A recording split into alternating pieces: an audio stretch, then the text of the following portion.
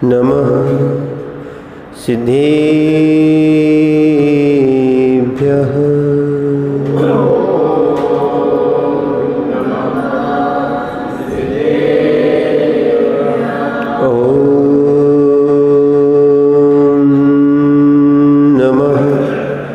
सिद्धेभ्यः।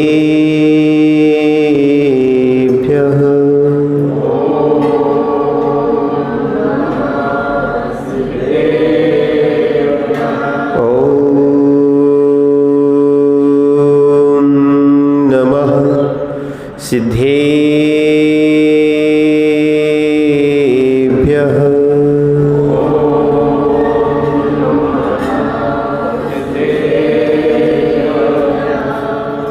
रम्यदूरे सौवे सिद्धि झाणुतं खवददीह संसारे। दसे दसे दो दो अजीणे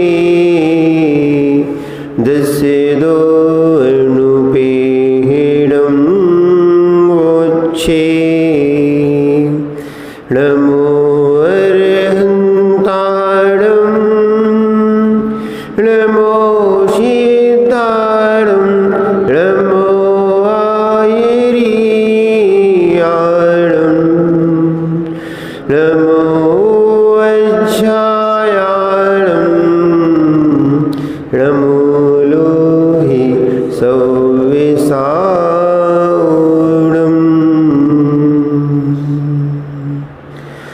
गुरुर्भक्त्या वयं सार्धं द्विपदुतैवर्तनः वन्दामहे त्रिसङ्ख्योऽन्य नवकोटिमुनीश्वरान् नवकोटिमुनीश्वरान् नवकोटिमुनीश्वरान्। जय बोले अनंतानंद सिद्ध परमेष्ठी भगवान की। देवाय देव एक जड़ से आदिनाथ भगवान की। देवाय देव एक जड़ से चिंतामणि पार्श्वनाथ भगवान की। देवाय देव एक जड़ से भगवान वर्धमान स्वामी की। परम पूज्य आचार्य भगवान समंत भद्र स्वामी की। परम पूज्य गणाचार्य गुरुवर विराग सागर जी महाराज जी की।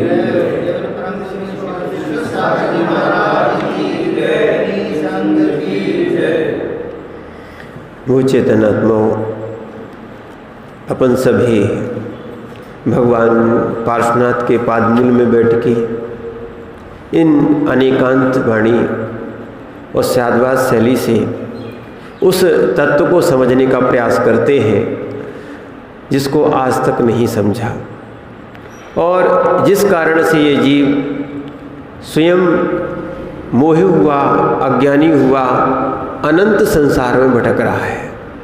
यही कारण है कि इस जीव ने आज तक सम्यक्त प्राप्त नहीं किया।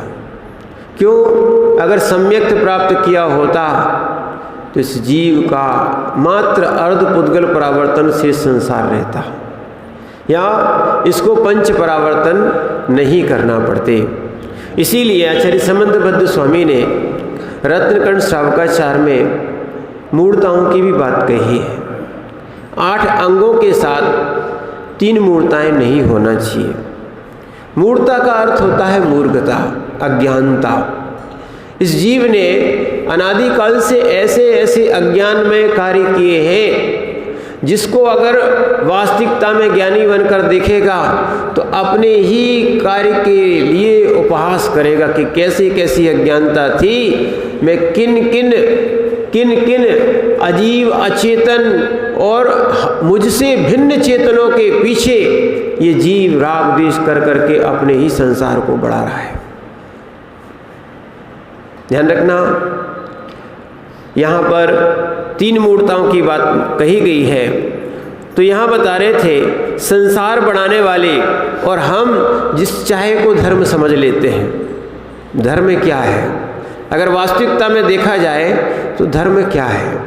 धर्म आत्मा का स्वभाव है। वस्तु का स्वभाव है। क्या है? वस्तु स्वभावो धम्मो।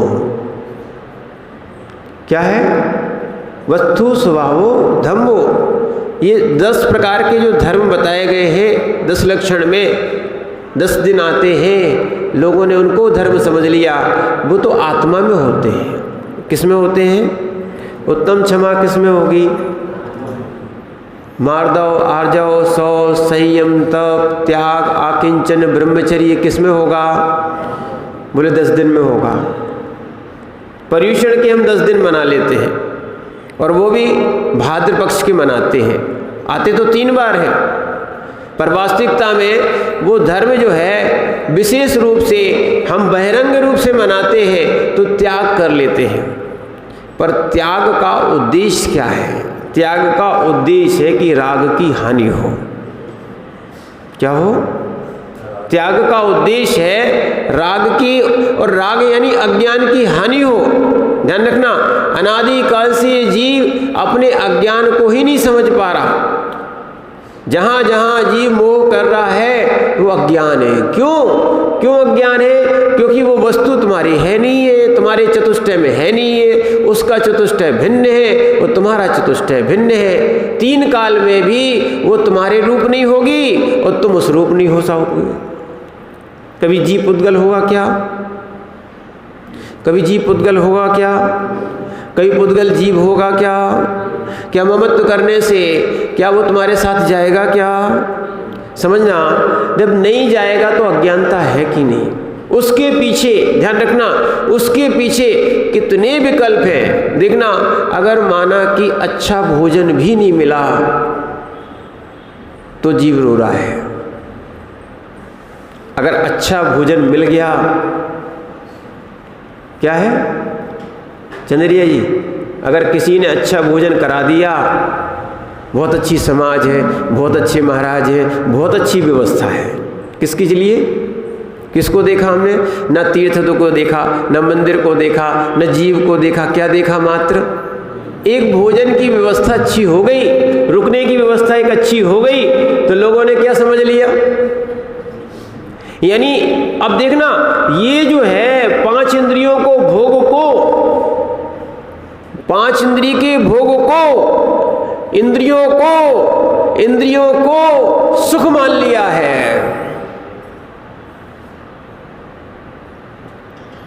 ध्यान रखना, इंद्रियां आत्मा नहीं है, आत्मा इंद्रिय नहीं है। इंद्रियां आत्मा नहीं है, इंद्रियां आत्मा नहीं है, आत्मा इंद्रिय नहीं है। ध्यान रखना,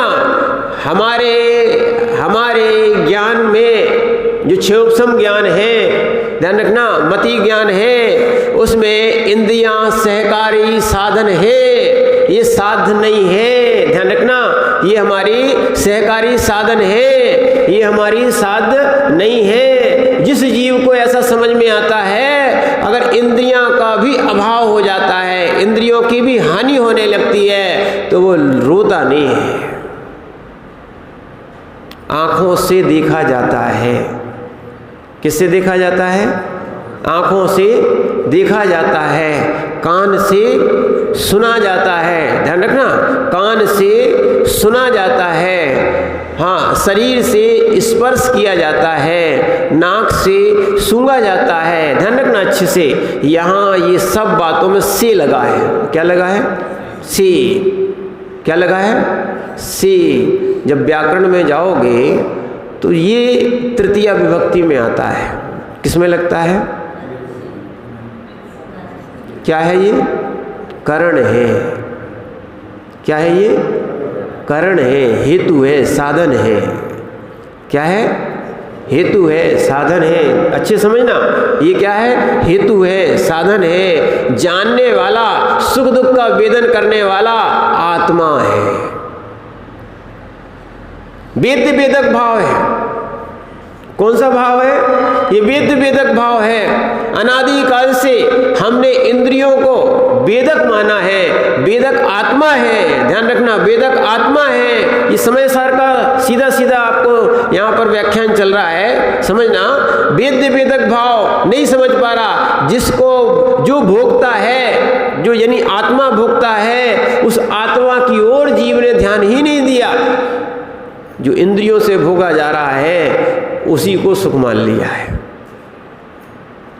ध्यान रखना, इंद्रियां तो अचेतन होती है, इंद्रियां तो अचेतन होती है। वही शरीर रहता है जब व्यक्ति की मृत्यु हो जाती है, जीव निकल जाता है। फिर उसके बाद जलने के बाद जब चिता पे रखा जाता है तब उसको जलन महसूस क्यों नहीं होती? इंद्रियां तो वही है, अब वेदन क्यों नहीं है? क्योंकि वेदक चला गया। ये सब साधन थे। क्या थे? साधन थे। यानी ध्यान रखना, जो भी वेदन कर रहा है, जो भी वेदन कर रहा है, ये सब जीव ही करता है। अनुभवन करने का काम मात्र जीव का है। किसका है? किसका है? जीव का। पर अनुभवन तो करता है, व्यवहार रूप भी करता है और स्वभाव रूप भी करता है। अज्ञान दशा में हम अपने स्वभाव से च्युत हो गए। मात्र हमारा क्या है? ज्ञान और दर्शन। अगर देखा जाए उपयोगो लक्षणम एक ही है। उपयोग फिर दो प्रकार का होता है, ज्ञान भी रूप होता है, दर्शन भी रूप होता है। आत्मा में तो अनंत गुण है। क्या है? द्रव्य अनंत गुणों का पिंड होता है। अच्छी समझना, द्रव्य अनंत गुणों का पिंड होता है। वहां उसका उपयोग ना जाके जीव का उपयोग अन्य पदुलों में चला जाता है, अन्य जीवों में भी चला जाता है। ध्यान रखना, एक जीव दूसरे जीव रूप भी नहीं हो सकता। यह भी अज्ञानता है। संबंध को संबंध समझो, व्यवहार को व्यवहार समझो। कोई भी जीव किसी भी जीव रूप हुआ नहीं है। यही अज्ञानता है। यहाँ तक कि ये जीव पानी को, किसको? पानी को, अग्नि को, अन्य प्रकार को देवता मान लेता है, मूर्ता है। ध्यान रखना, अच्छे से ध्यान रखना। यहाँ भी जो भगवान विराजमान है, अच्छे समझो अच्छे से, यहाँ जो भगवान विराजमान है ये निक्षेप से विराजमान है। भगवान तो सिद्धालय में है।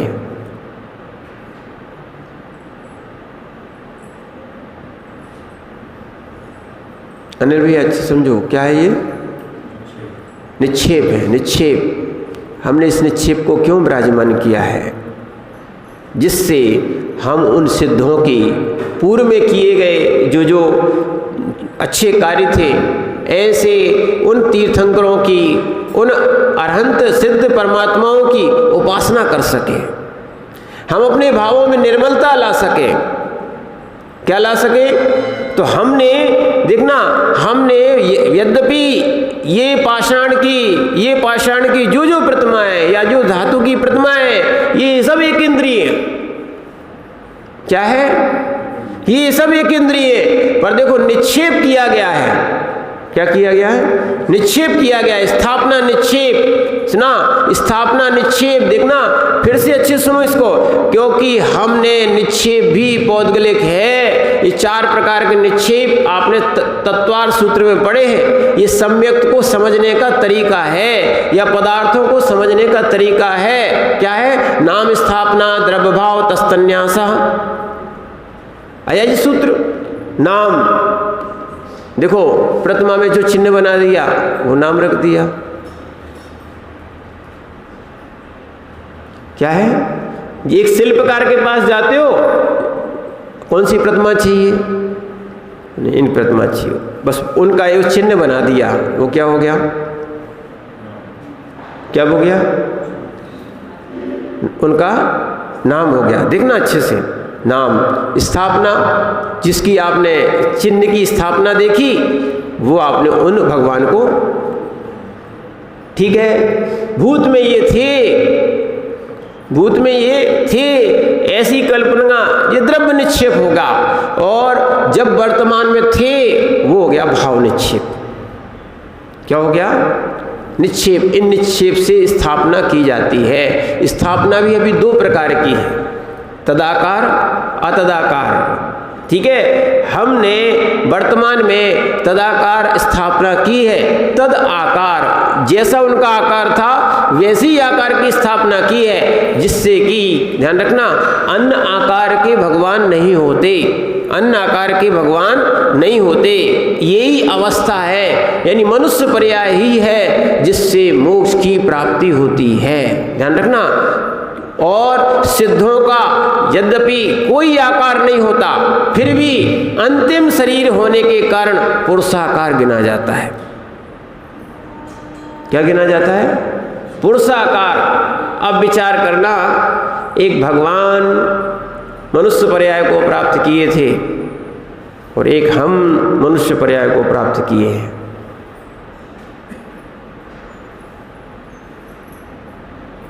भावों की दशाएं हैं ये सब। क्या है? भावों की दशाएं हैं। हम मूर्तियों को तो भगवान मान लेते हैं, मानते कि नहीं मानते हो? हम मूर्तियों को, स्थापना को भगवान मान लेते हैं, पर अपने अंदर के भगवान को खोजना भूल जाते हैं।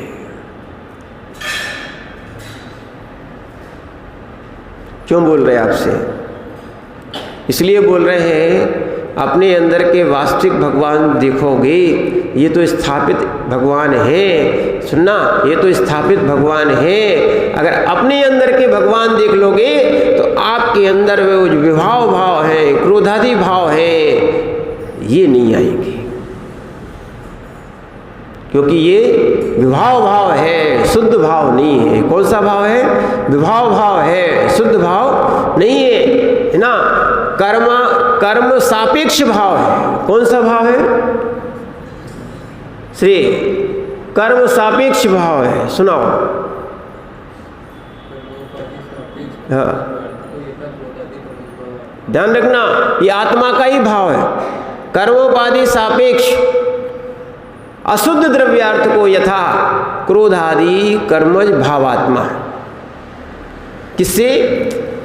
देखो, एक तरफ हम जो क्रोध आदि कर रहे हैं ये भी द्रव्यार्थिक नय है, पर अशुद्ध द्रव्यार्थिक नय से क्रोध आदि भी इस आत्मा का है, कर्म सापेक्ष। ठीक है, कर्म निरपेक्ष देखना। अरे देखना, हमारे पास वो दृष्टि है, हम दूध में घी देखते कि नहीं? दूध में घी देखते नहीं। जो जो हमारा प्रयोजन होता है, किसी को छेना चाहिए तो छेना भी देख लेता है ना। किसी को दही चाहिए तो वो भी गर्मी में दही देख लेता है। देखता है कि नहीं देखता है? दूध में इतनी वस्तुएं देखता कि नहीं? किसी को मक्खन प्रयोजन है तो मक्खन देखता है। ऐसे ही ध्यान रखना, इन वस्तुओं को तो देख लेते हैं, पर जो वस्तु देखने लायक है, जो देखनहारा है, उस परमात्मा को, उस आत्मा को जीव भूल जाता है। वो कोई दूध के राग में रो रहा है कि हमें हमारा दूध खराब हो गया है। कोई को छेना नहीं मिला है, सुबह रो रहा है कि हमारे छेने को ने तुमने अभाव कर दिया है। किसी को मलाई खाना थी, सोचने मलाई देख ली कि हमें मलाई नहीं मिली। ठीक है ना, इसमें रो रहे हो, पर देर नहीं रहे। रोला किसके रहे हो? किसको रुला रहे हो? और जो इस रसना इंद्री के नीचे उतरते ही मल बन जाता है,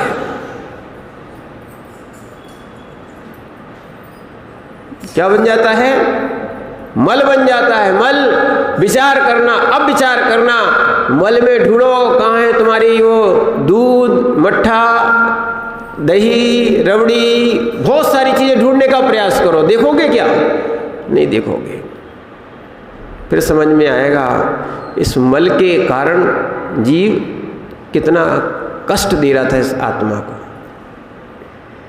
बहुत सारा तो झगड़ा भोजन का ही है। किसका है? किसका है? इंद्रियों में सबसे बड़ी इंद्रिय कोई है तो उसका नाम कौन सा है मालूम है? रसना इंद्रिय। इतनी सी तो है महाराज जी बता रहे आपकी, इतनी बड़ी इंद्रिय होती है। कितनी है?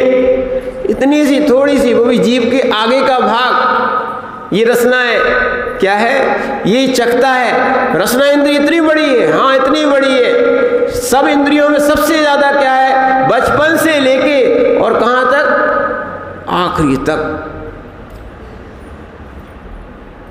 देखो एक अनुभूत बात बताएं आपको नमक कैसा लगता है? नमक कैसा लगता है? कैसा लगता है? नमक कैसा लगता है? खारा लगता है। नमक कैसा लगता है? मीठा लगता ना, हमें अच्छा लगता ना, पर वास्तविकता में तुम्हें अच्छा लगता है, तुम्हें खारा नहीं लगता। क्या नहीं लगता? नमक खारा नहीं लगता। अब अनुभूत बता रहे आपको क्यों। एक दिन क्या हुआ, एक दिन बिहार चल रहा था और बिहार चलते चलते रास्ते में अब ऐसा हुआ कि सब नमक डाल दिया। अब ऐसा नमक डाला था तो समझ में नहीं आ रहा था कि नमक है कि नहीं। अब वहाँ हम लोग विशुद्ध सागर जी के साथ में ही थे, वो महाराज भी बगल में खड़े थे, आचार्य महाराज भी बगल में थे, और भी 2-3 महाराजों का नीरस भी चल रहा था। उस दिन हमने सोचा कि अपन भी वैसे तो करते ही हैं, तो हमने सोचा कि समझ में नहीं आ रहा है। 1-2 महाराज और थे, हम जिस चीज़ को लें उस चीज़ में वो बड़ा बेकार सा लगे। अब स्वाद ही समझ में नहीं आया, क्योंकि बहुत दिन हो गए, बहुत समय हो गया। अब बता रहे बहुत समय के बाद वो इतना कोई भी वस्तु ले बहुत बेकार लगे, समझ में नहीं आए। वो पूछे नमक, तो बोले नमक नहीं है। और कैसी बात करें, फिर हर चीज़ लें, अब वो अलग करते जाएं, अलग करते आखिर में थोड़ा बहुत आहार और दूसरी चीज़ों से हो गया। होने के बाद फिर पूछा, यहाँ तक कि पानी भी दिया, आखिरी में कुल्ला करने दिए तो उसमें भी नमक था। हमने कहा फिर भी मुंह खराब हो गया, दिन भर मुंह खराब रहा। और हम लोगों ने इस प्रत्याख्यान के बाद वो पूछा कि कहीं नमक था, वो सब बोल रहे कहीं ना कहीं तो था, समझ में नहीं आ रहा था। ठीक है, तो इसीलिए ब्रह्मचारी से पूछा, तो ब्रह्मचारी देखो, इसलिए तो हम लोग पूछते नहीं है ज़्यादा। लोग कहते मान लो उनकी बात। वो भी लालू भैया थे टीकमगढ़ वाले, अब उनकी ड्यूटी लगी थी, वो आहार देने गए। अब वो देने के बाद वो ही कह रहे नहीं महाराज कोई नहीं डला होता तो महाराज लेते क्या। अच्छी बात है, विचार करना, क्योंकि अनुभूत बात बता रहे हैं आपको। अभी तक आपने नमक को अच्छा माना है, खरा और खराब नहीं माना। क्या नहीं माना? पर इतना नमक खाते इतना जीवन बीत गया है कि उस नमक को हमने मीठा समझ लिया है। क्या समझ लिया है? वो जिस वस्तु में नमक ना डले हो उस वस्तु को हम खाते क्या, अंदर ही नहीं जाता। देखना, अंदर ही नहीं जाता।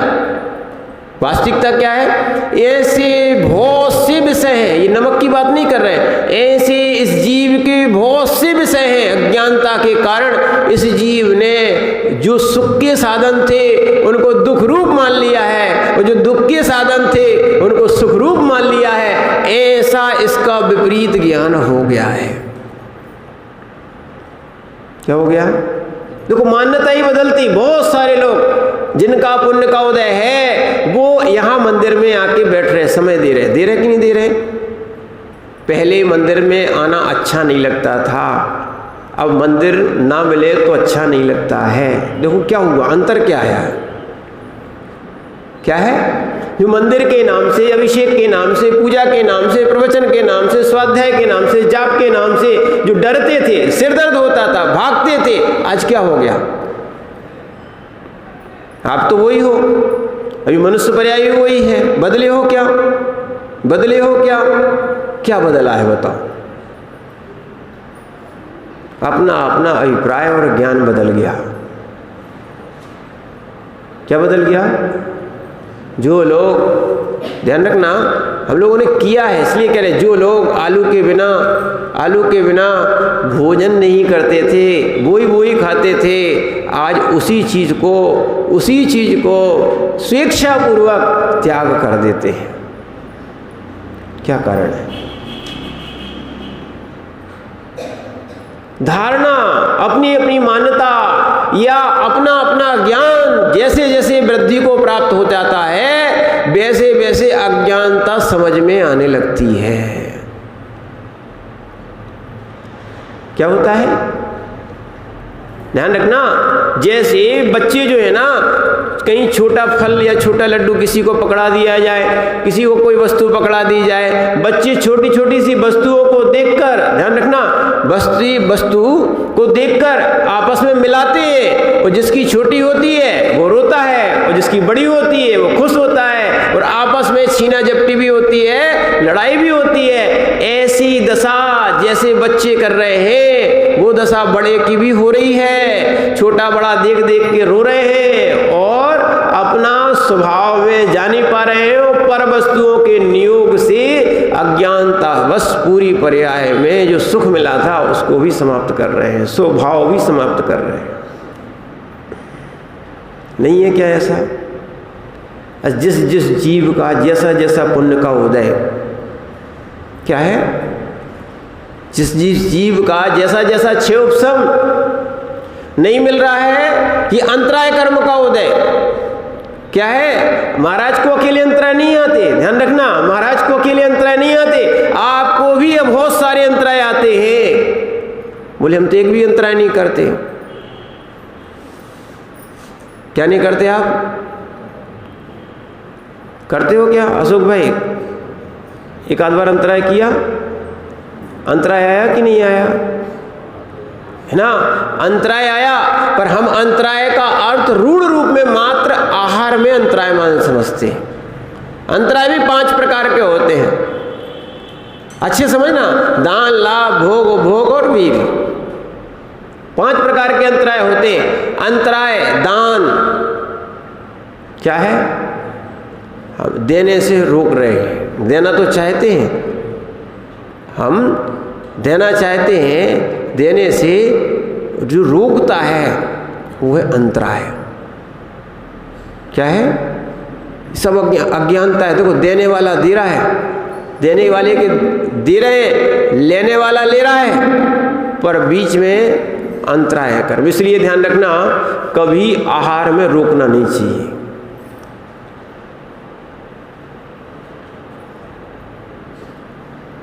क्या है? व्यवस्था बनाना, अज्ञानता नहीं करना, अन्यथा फिर नहीं कहना अंतराय क्यों आते।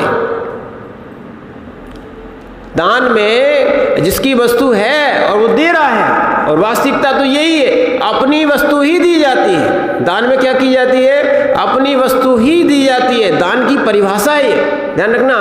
तो दान, ठीक है, इसको रोक देना ये अंतराय है। विघ्नकरण मंत्रायस्य, अंतराय का सूत्र क्या दिया है? विघ्नकरण मंत्रायस्य। किसी भी कार्य में विघ्न करना, जो जो विघ्न करने वाले जीव हैं, जिनको नारद जी बन के आनंद आता है, एक दूसरे को विघ्न करने में आनंद आता है, वो जीव, ध्यान रखना, अंतराय कर्म का बंद करते हैं। इसीलिए कहीं भी दान हो रहा हो, कहीं भी दान हो रहा हो, 4 प्रकार के दान जो बताए गए हैं, इन 4 प्रकार के दानों में जो जो रोकता है उसको अंतराय कर्म का बंद होता है, और वो ही उदय में आता है।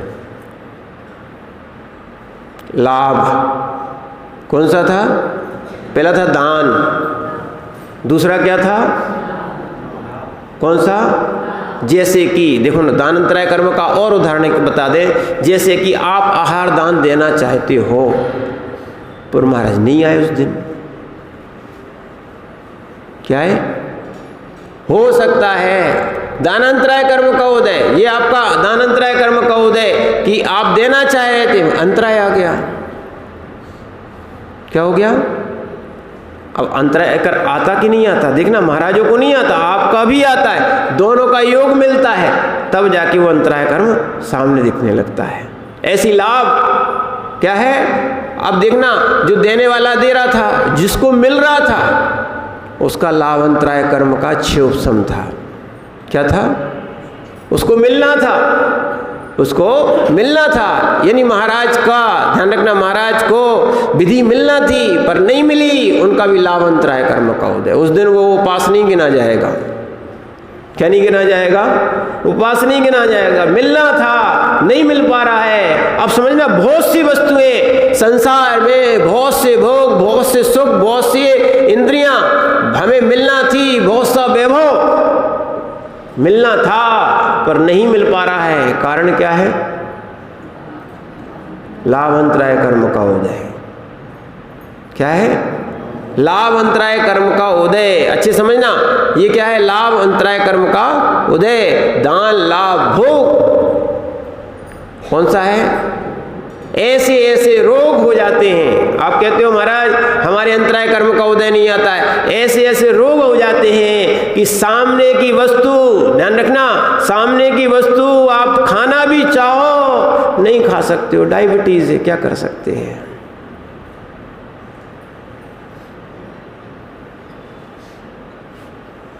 क्या है ये? आप उस चीज मिल भी रही है, सब सामने रखा हुआ है, पर आप खा सकते हो क्या? ऐसी बहुत सारी सुविधाएं मिल भी रही हो, बहुत सारी सुविधाएं, सरकार की भी बहुत सारी सुविधाएं और लोगों की मिल भी रही हो, जहां जहां बाधा आ रही है, ये भोग अंतराय कर्म का उदय है। ऐसे ही महाराज को भी ध्यान रखना, महाराज को भी आहार करते करते बाल आदि कुछ भी आ गया, ये भोग अंतराय कर्म का उदय है। क्या हो गया? ये हो जाता है। देखो, किसी को मिलना था, वो किसी ने रिश्वत देके वो चीज़ अपने पास बुला ली।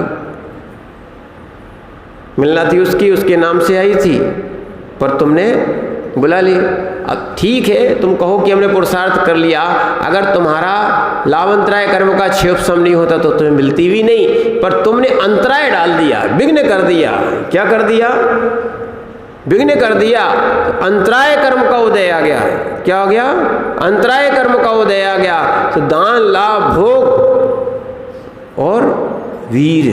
वीर का अर्थ होता है शक्ति। किसी भी शक्ति को कम नहीं करना। क्या नहीं करना? किसी भी शक्ति को छीनना नहीं, कम नहीं करना। जिसकी जैसी शक्ति है, ठीक है ना, उसका वैसा उपयोग करो, ना अधिक करना, ना उसको करने नहीं देना।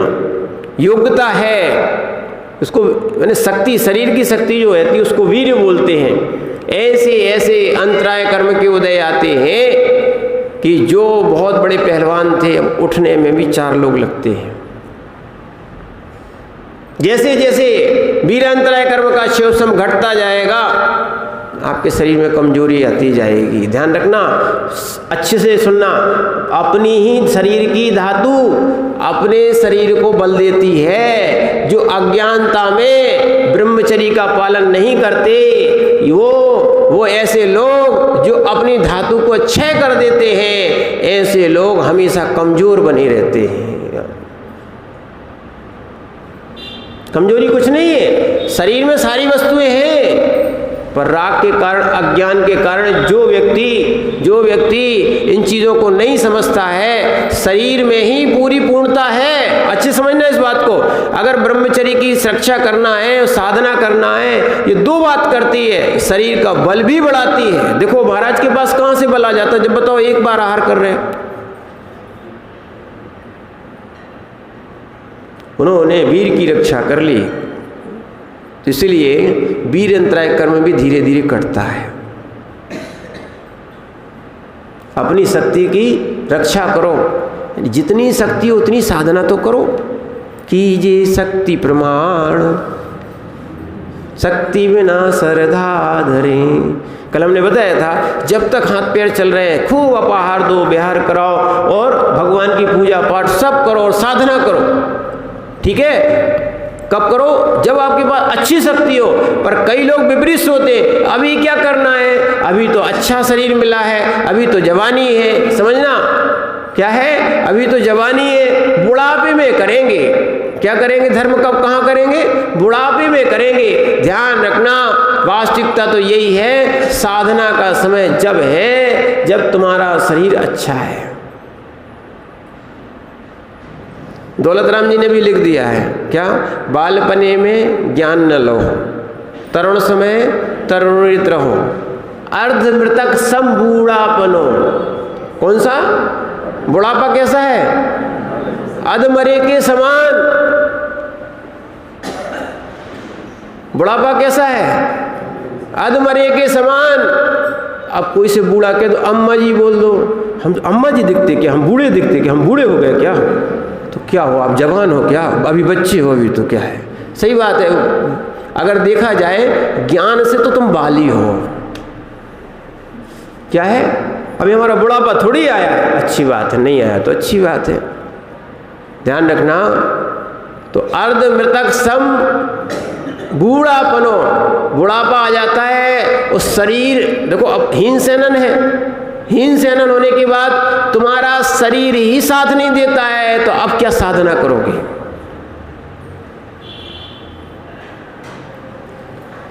शरीर भी साधना में सहकारी साधन है। कैसा है? इसीलिए वीरंतराय कर्म चाहिए, वीरंतराय कर्म चाहिए। क्या चाहिए?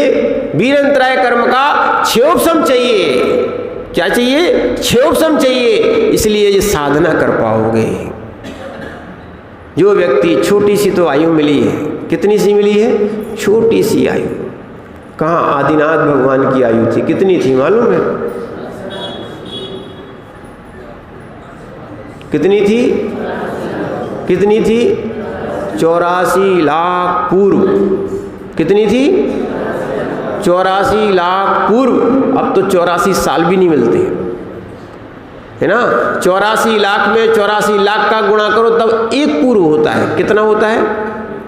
84 लाख में 84 लाख का गुणा करो तो कितना होता है? एक पूर्व। ऐसे 84 लाख पूर्व थे, एक पूर्व नहीं था, 84 पूर्व नहीं थे, 84 लाख पूर्व की आयु मिली थी। इतनी लंबी आयु, 1000 वर्ष तुमने साधना की है। कितनी? 1000 वर्ष मुनि रहे हो। यानी 1 लाख वर्ष पूर्व में मात्र आप 1000 वर्ष निकाल लो, उतने साल तक महाराज जो है ना केवल ज्ञानी रहे, उनका समोसरण लगा। क्या है? 1 लाख वर्ष पूर्व में 10,000 वर्ष कम कर दो, इतना आदिनाथ स्वामी का, ऋषभ देव का सबसे ज्यादा निकाला जाएगा। आदिनाथ भगवान का, ऋषभ देव का इतना काल तक उनने भ्रमण किया है तीर्थंकर बन के।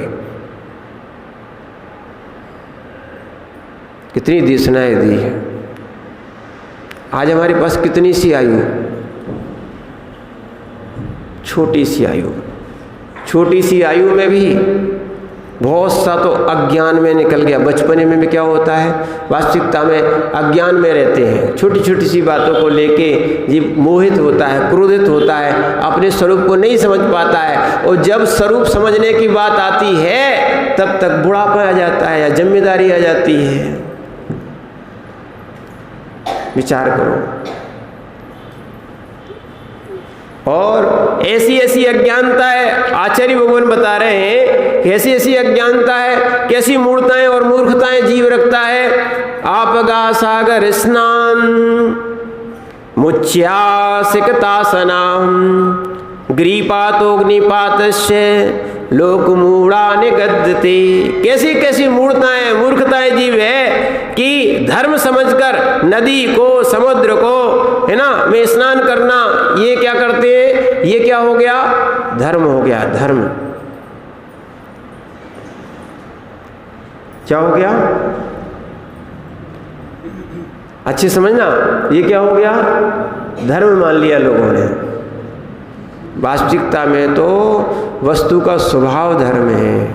किसका तो स्वभाव धर्म है? ये जो जीव जो है ना नदी और समुद्र में स्नान को क्या मान लेते हैं कि हमारे पाप धुल जाते हैं।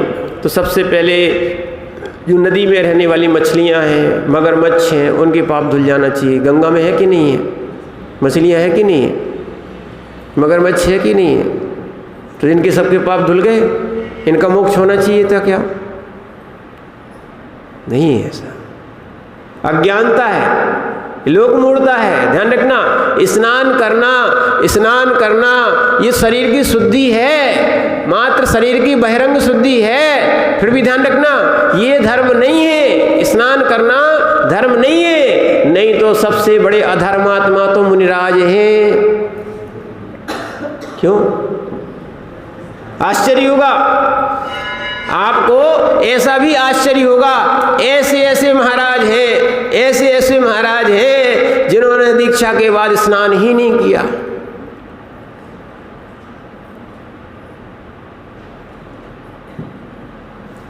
दिगंबर साधु स्नान नहीं करता तो अपवित्र हो गया कि नहीं हो गया?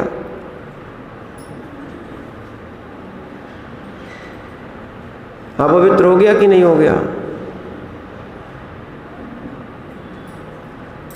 क्या है? अपवित्र हो गया कि नहीं हो गया? लोक में माना गया है पर वास्तविकता में नहीं है। मंत्र शुद्धि है। उस शरीर को तुम कितने ही नहला लो, कितने ही धुला लो, एक और ध्यान रखना, क्या है? क्या है? ये शरीर जो है ना, मल का पिंड है।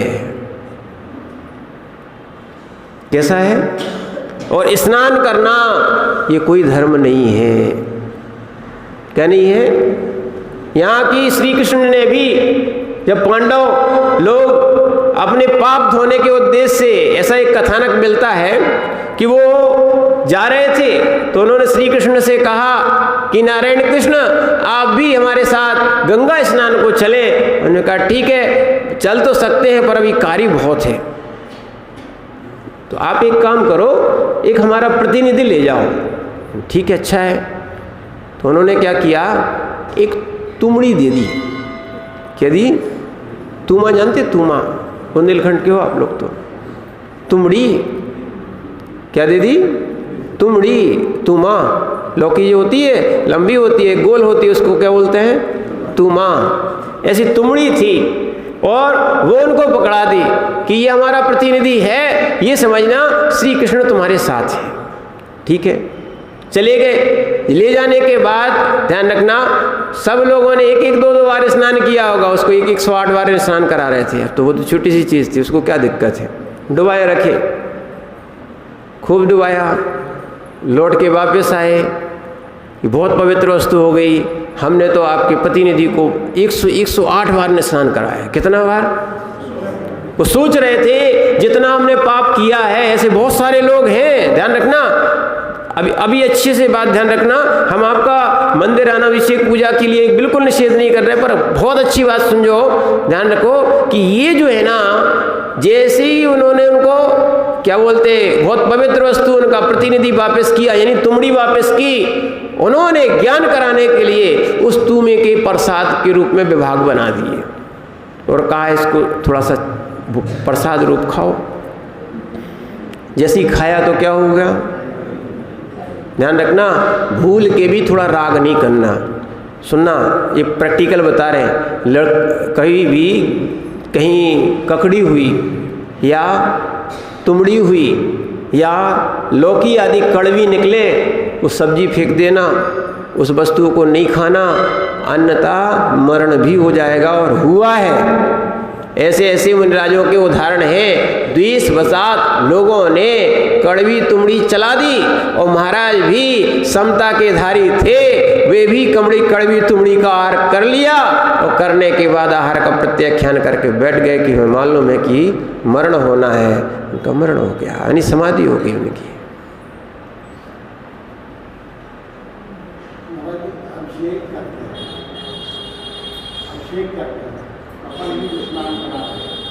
बिल्कुल सही है। सुनो आप, अब अच्छे सुनो। हमारा ये कहना है, कभी इसीलिए हमने कहा है कि अब हम आपको अभिषेक बंद नहीं करा रहे, पर हमारा एक अच्छे से बात सुनना, स्नान कराना जो है ये प्रथमाभिषेक होता है। क्या होता है? प्रथमाभिषेक होता है। कल के दिन महाराज से नहीं कहना प्रथमा से बड़े आप हो क्या? या कई लोग कहते हैं, देखना 2 प्रकार से लोग हैं, ऐसे ऐसे लोगों ने ऐसी ऐसी बातें रख दी। उनने बोले कि भगवान साधु से बड़े होते कि नहीं होते? होते हैं। माने अनंत परमेष्ठी बड़े होते कि नहीं होते साधु से? हाँ होते हैं। है ना, आगे बढ़ते जाते हैं, उनके केवल ज्ञान हो गया, बहुत से कर्म 6 हो गए, मात्र शेष 4 कर्म रहे, तो बड़े होते कि नहीं होते? हाँ होते। तो कई लोगों ने बोला ऐसे ज्ञानधारी हैं ये लोग, तो उन्होंने कहा जब महाराज स्नान नहीं करते हैं, जब महाराज का स्नान व्रत होता है, तो भगवान का अभिषेक क्यों करते हो? बंद करवा दिया। ऐसे लोगों को दिमाग में बोल बोल के क्या करा दिया। हाँ, प्रथमाभिषेक होता है, ध्यान रखना, प्रथमाभिषेक होता है। हम अभिषेक करते हैं कि हे भगवान, जैसे जल से मल को दूर किया जाता है, ऐसे आपके अभिषेक से हमारे स्वभाव बने, जिससे कि हमारे अंदर के जो मल है वो दूर हो जाए। क्या हो जाए? जल पवित्र करने में साधन है। क्या है? इसीलिए हमने आपको एक दिन सुनाया था श्लोक, जलेन जंतम पंकम जलेन परिशुद्धति चित्तेन जनतम पापम चित्तेन परिशुद्धति। जल से ही कीचड़ होता है। किससे होता है? जल से ही कीचड़ होता है। और जल की शुद्धि यानी मल की शुद्धि इसी जल से होती है। कीचड़ में पैर छप जाए आपका, तो फिर क्या करोगे? कैसे शुद्धि करोगे? जल से शुद्धि करो। कीचड़ हुआ किससे था? क्या किससे हुआ था? अब बहुत अच्छी से बात पे आओ। ऐसे ही ध्यान रखना, जलील चित्तेन जनतम पापम, चित्त से ही पाप होता है। किससे पाप होता है? चित्त से ही। इसी अज्ञान भाव को प्राप्त हो जाता है, तो ये अकारी मान लेता है और उसको वो करने लगता है। दिखना, चित्त से ही, आत्मा से ही, ध्यान रखना, पाप होता है। और चित्तेन परिशुद्धति, चित्त से ही पाप की शुद्धि होती है। प्रायश्चित क्या बोलते हैं? जिसका चित्त दुखी है कि मैंने पाप किया है, वो सही में प्रायश्चित है। और कई लोग खूब प्रायश्चित ले रहे हैं, दे दो कितनी माला देना, फिर लेंगे, क्या दिक्कत है? कितने उपवास, कितने व्रत, क्या करना है, फिर लेंगे।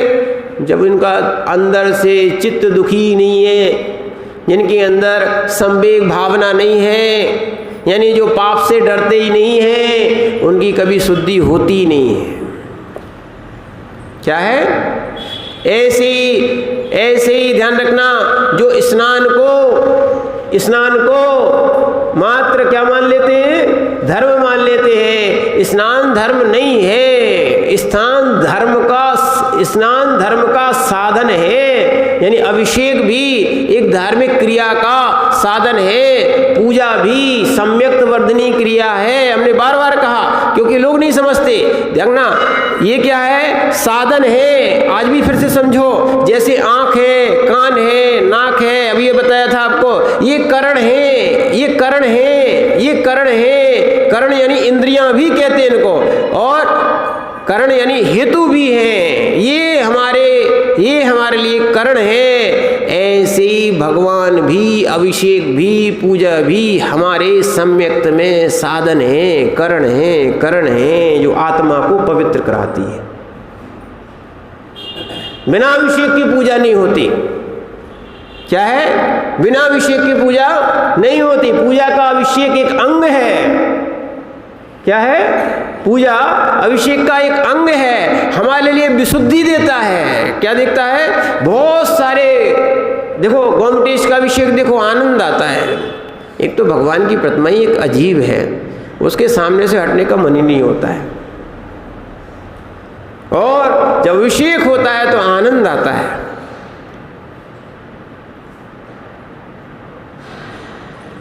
क्या आता है? अनिल भैया ऐसे मत देखो, अब तुम्हें आनंद आता हो या नहीं आता हो, हमें तो आता है। क्या है?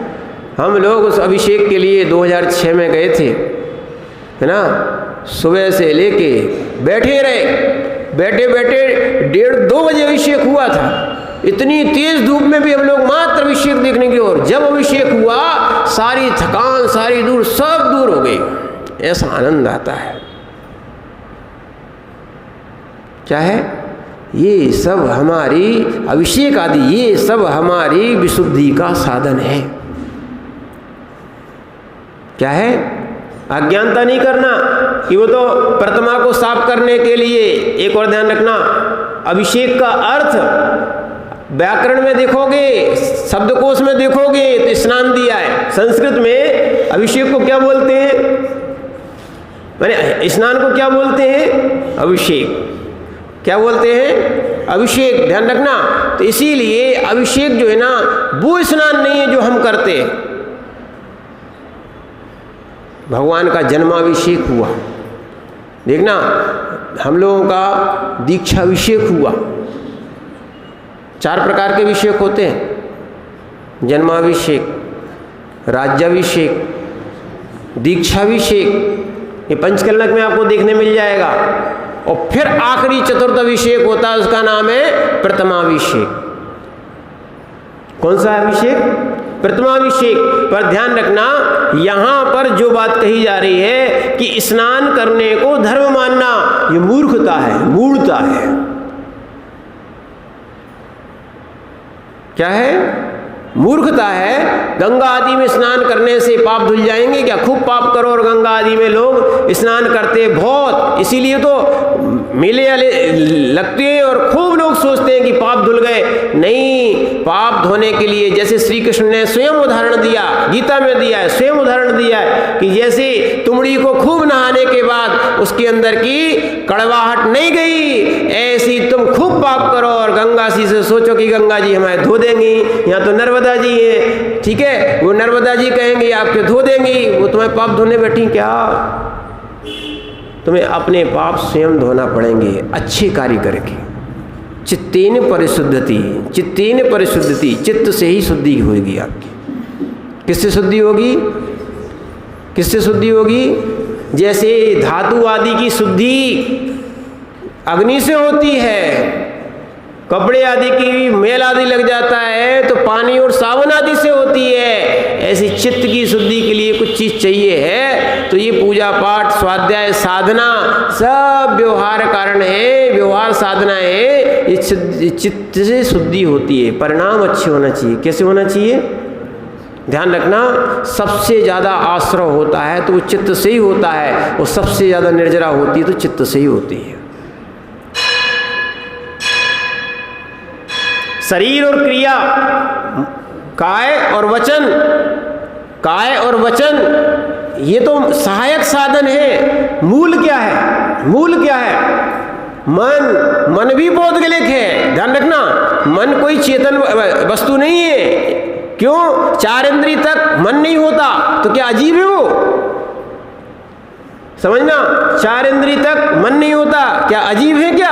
नहीं है। मन भी क्या है? पौद्गलिक है। और एक और ध्यान रखना, द्रव्य मन का अभाव हो जाता है। और कौन का? अरहंत भगवान का। वो असंगी नहीं कह देना उनको। क्या है?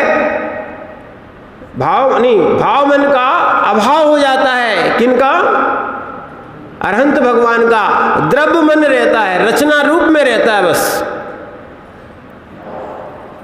कमल की आकृति जैसा एक द्रव्य मन है, वो दिखाई नहीं देता। पर बहुत लोग खोज भी करके देख लें, वो दिखाई नहीं देता है। पर द्रव्य मन पौद्गलिक है, भाव मन का अभाव हो जाता है। ऐसे अरहंत भगवान का।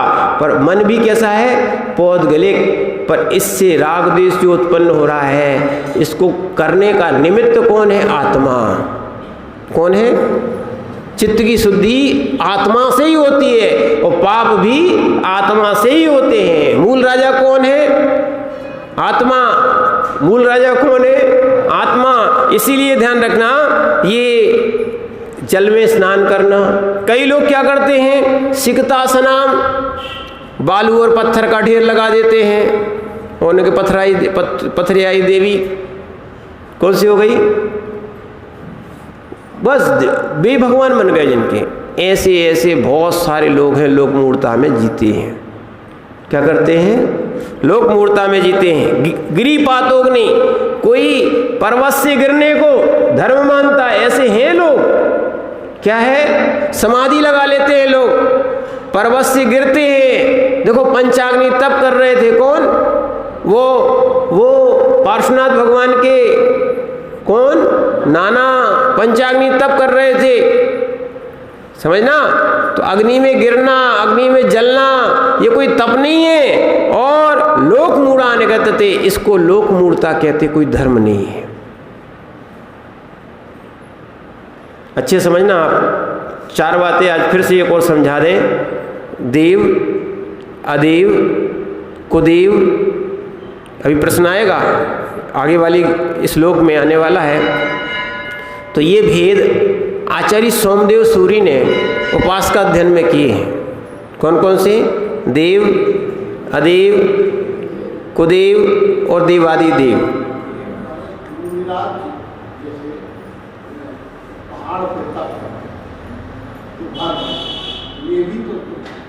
अच्छी बात की तुम, होना चाहिए प्रश्न। ध्यान रखना, ये अच्छा प्रश्न कर रहे हैं कि मुनिराज जो है ना ग्रीष्म काल में आतापन योग में बैठे हुए हैं। ध्यान रखना, आतापन योग में बैठे हुए हैं। तो ये जो है लोक मूढ़ता में नहीं आएगा। शरीर को तपाने से धर्म नहीं होता। अच्छे समझना, जो उपवास कर रहे हैं, क्योंकि उपवास आदि भी बहिरंग तप है। कौन से तप है? देखो अपने यहाँ 2 प्रकार के तप बताए गए, अंतरंग और बहिरंग। अंतरंग भी होना चाहिए, अंतरंग के साथ में बहिरंग तुम्हारा काम का है। और मुनिराज जो तपस्या कर रहे हैं वो शरीर से ममत्व हटाने के लिए कर रहे हैं। शरीर से ममत्व हटाने के लिए कर रहे हैं। कैसा कर रहे हैं? जो शरीर को अच्छा धुला धुला के और धूप ना लग जाए और ऐसा ऐसा कर करके जो साधन मान रहे हैं कि जितना शरीर चमकता है उतने साधु की साधना चमकती है। अरे ये तो तेल और मलाई और छाया की बात है। पर ध्यान रखो, पद्म पुराण में स्पष्ट लिखा है कि ऐसे साधक साधना कर रहे थे कि जो सुंदर रूप के धारक थे, और फिर साधना करते करते उनकी भुजाएं, शरीर ऐसा हो गया था जैसे हाथ को उपमा दी गई थी जैसे 2 सर्प लटके हो। क्या है? उन मुनिराज को देखकर एक जीजा, एक साले, समझना, और उनके साथ उनकी पत्नी थी और उसकी साले की कहलानी बहन ये थी। और वो मुनिराज को देख रहे थे, वो मुनिराज को देख रहे थे कि एक हम हैं जो स्त्री के पीछे लगे हुए हैं। ठीक है, वो विचार कर रहे थे, देखते उन मुनिराज के दर्शन कर रहे थे। वे पहाड़ पे खड़े हुए साधना कर रहे थे। शरीर बिल्कुल काला पड़ गया था, पूरा शरीर काला पड़ गया था। क्योंकि शरीर को देखोगे तो साधना नहीं होती। शरीर को देखोगे, शरीर को अच्छा रखोगे तो आत्मा की कोई साधना नहीं होती। समझना अच्छे से। जो समझते हैं कि देखो गोरे नारे महाराज अच्छे ही होते हैं, नहीं, हमारे यहाँ तो मल परिसय से सहित मुनिराजों को मुनिराज कहा है। क्या है? वास्तविकता तो यही है। वो मुनिराज शरीर से ममत्व को हटाया है, राग हटाया है, राग हटाया है। क्या हटाया है? इसीलिए उनकी वो साधना मानी जाती है। क्या माना है? ये केशलोंच करना भी क्या है? केशलोंच करना क्या है? क्या है? देखो अपने यहाँ भी एक जगह प्रसंग आया है मूलाचार में, 10 प्रकार के मुंड होते हैं। कितने प्रकार के होते हैं? 10 प्रकार के। 5 प्रकार के इंद्रिय मुंड। ठीक है, 5 प्रकार के इंद्रियों का मुंडन करना। 5 जो इंद्रियां होती उनका मुंडन करना, हाथ पैर, ठीक है, इनका और मन का मुंडन करना। इसी पे वो भजन भी बना दिया, मूड मुड़ाना बहुत सरल है, मन मुंडन आसान नहीं। जो बनाया ना, ये 10 प्रकार के मुंड जो है मूलाचार में आए हैं। मुंडन कराना या केशलोंच करना, अरे भाई देखना, ऐसे तो सुअर के भी बाल खींचे जाते ना, उसको केशलोंच बोलते क्या? वो साधना नहीं। क्या है वो साधना? सत्य तो एक ही बात है, अपने मन का निरोध होना चाहिए। क्या होना चाहिए? इच्छा निरोधा तपाह, इच्छा निरोधा तपाह। स्पष्ट है, इच्छाओं का निरोध करना तप है। वो नहीं चाह रहा है पर उसके बाल खींचे जा रहे हैं, पर कोई नहीं कहता कि सुअर के केशलोंच चल रहे हैं, पर हाँ महाराज के केशलोंच मानेंगे। अयाचक वृत्ति का साधन है, शरीर से ममत्व हटाया है तो क्या हो गया? ये तब हो गया। इनको मिल रहा था। देखो आपको बहुत अच्छी बात फिर से बताएं, जो पुण्य को भी त्याग करते हैं वो है तपस्वी। जो पुण्य में फंस जाते हैं, जो पुण्य का भोग करते हैं वो है भोगी। क्या है? खूब मिल रहा है, खूब भोग रहे हो, ये सब नष्ट होने वाला है। क्या है? वो पुण्य ही कमाना चाह रहे हैं मात्र। क्यों? सुख मिले, स्वर्ग मिले और ये सुख के साधन मिले, ठीक है ना। पर वास्तविकता में कर्म की निर्जरा उनकी होती है जो पुण्य को भी छोड़ता है। बहुत सारी वस्तुएं उनको मिल रही हैं पर क्या है? उन वस्तुओं को ग्रहण नहीं कर रहे। बहुत सारी वस्तुएं मिलती हैं, महाराज ये रख लो, महाराज वो रख लो, परिग्रह हो जाएगा। तुम तो दे के चले जाओगे, फिर महाराज संभालेंगे तो दिक्कत होगी कि नहीं। एक दिन में लंगोटी की कहानी सुनाई थी कि लंगोटी के पीछे फिर खेती बाड़ी हो गई, वही चिंता हो गई। क्या है?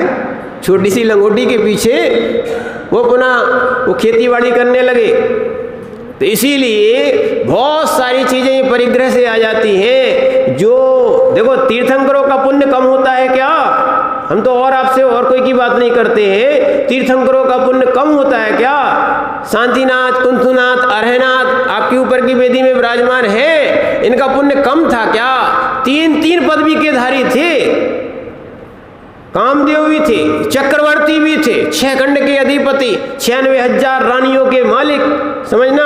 भूमि भी बहुत है, भोग भी बहुत है, जिनके यहाँ 9 नदियां और 14 रत्न थे, 84 लाख हाथी। एक अक्षौणी सेना में कितने थे? तुम्हारे यहाँ तो एक भी नहीं है। कितने हाथी थे? 84 लाख हाथी। ऐसे एक अक्षौणी, कई अक्षौणी सेनाएं चक्रवर्ती के पास होती हैं। बताओ, इतना बड़ा वैभव होने के बाद ऐसा वैरागी जीव, ये है मोक्ष मार्गी जीव जो सब कुछ छोड़ देता है। ध्यान रखना अच्छे से। इन त्यागियों को, इन भगवंतों को बहुत अच्छा मानना कि वर्तमान भी ऐसा काल है जहाँ सब कुछ है पर छोटे छोटे से लोग ब्रह्मचारी बन रहे हैं, छोटे छोटे से लोग इस दिगंबर मुद्रा को धारण कर रहे हैं, मोक्ष मार्ग को प्रशस्त कर रहे हैं। क्या है ये? त्याग किया है, त्याग। पर ध्यान रखना, जिन्होंने त्याग किया है पुनः ग्रहण ना करें। समझ रहे ना? नहीं तो जो दुकान बंद करके आए थे वही दुकान फिर खोल ली, है ना। मांगन मरण समान है, मत मांगो तुम भीख। इस मुद्रा में केसलोंच तक के लिए 2 पैसे के लिए भी उन्होंने कौन, अगर आचार्य भगवंतों ने या तीर्थंकरों ने कोई उपदेश नहीं दिया है कि तुम बाल कटा के आ जाना। छुल्लक जी की बात अलग है, पर बता रहे अपने ये स्वाधीनता है, याचना ना करना पड़े। पर ऐसा मुनि किस काम का जो याचना करे।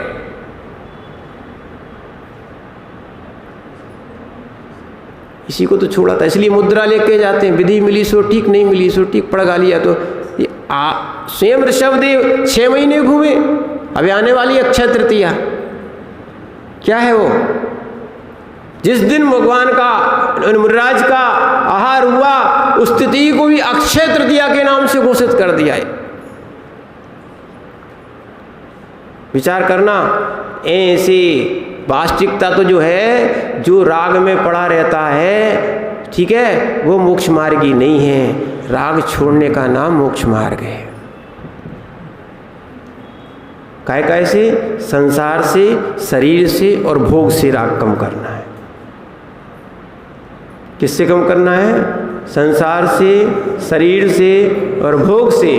वही सम्यक दृष्टि और मोक्ष मार्गी है। इसीलिए ये स्नान करने को, ठीक है, पत्थरों के ढेर लगाने को और ये गिरने को। एक और ध्यान रखना, आपके बाँट है, तराजू है, इनको आप पांव पड़ रहे हो, देवता मान रहे हो, ये मिथ्यात्व है।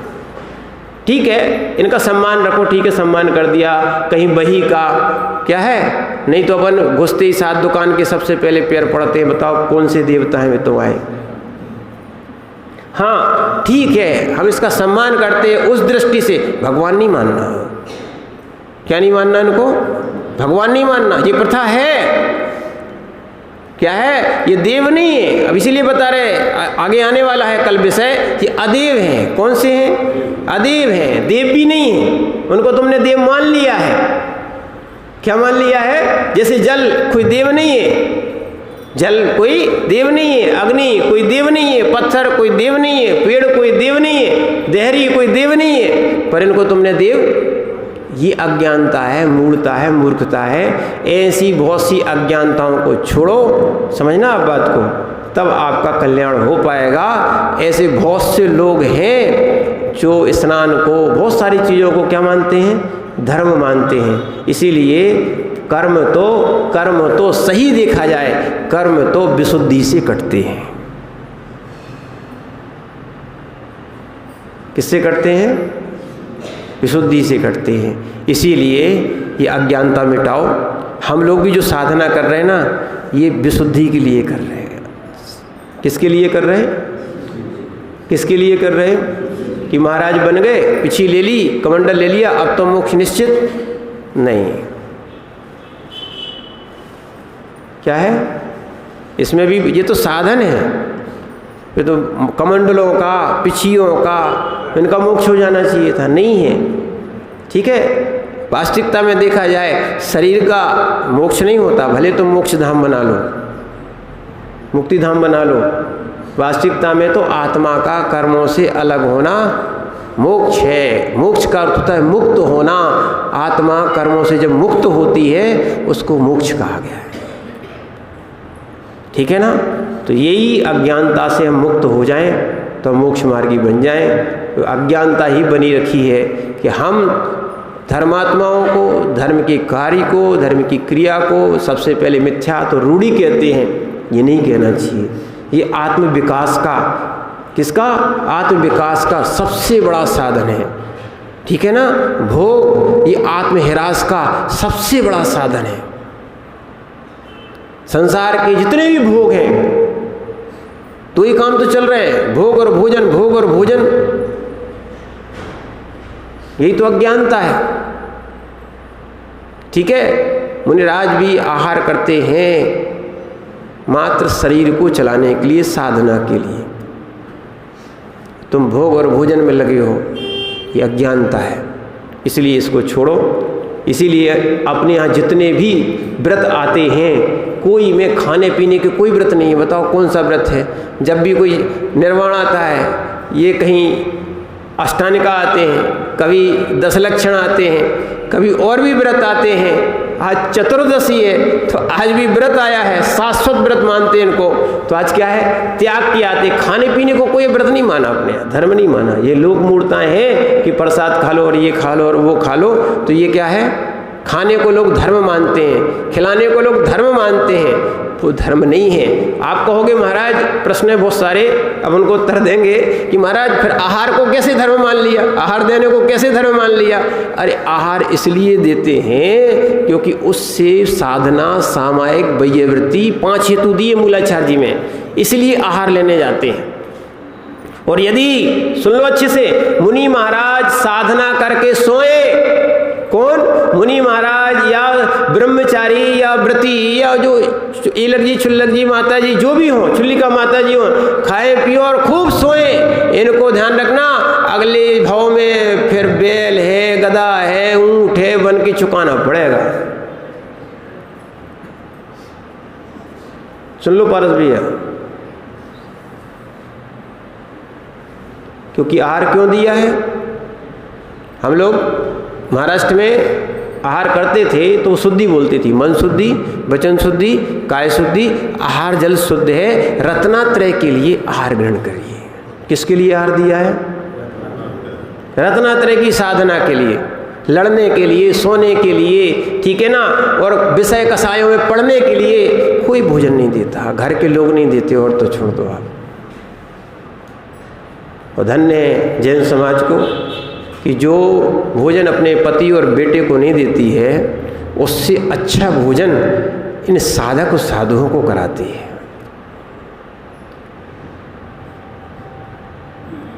तो दूध और मलाई और घी अपने बेटे को नहीं देगी, स्वयं नहीं खाएगी, है ना। वो अच्छे से अच्छा आहार, है ना, गरीब भी होगा तो जैसे भी बनेगा वैसे अच्छे से अच्छा आहार किसको कराएगी? क्यों? हमारे महाराजों की रत्नात्रय की साधना निर्मल हो। इसलिए ध्यान रखना, उस साधना के लिए लिया गया आहार ही प्रयोजनीय है, अन्यथा वो भी भोजन जो है उसको भी तुम मोक्ष नहीं मान लेना। बस रत्नात्रय की साधना के लिए दिया था और उसका भी फल है। महाराज जितनी साधना करते हैं एक दिन में, ठीक है, और जिस दिन वो आहार जिसके घर में करने गए, सुनना, उनकी साधना का 6वां हिस्सा तुम्हें मिलेगा। कौन को? आहारदाता को। क्यों? तुमने उनकी सामायिक है, स्वाध्याय है और ध्यान है आदि आदि क्रियाओं के लिए एक अन्न शक्ति प्रदान की है, ठीक है ना।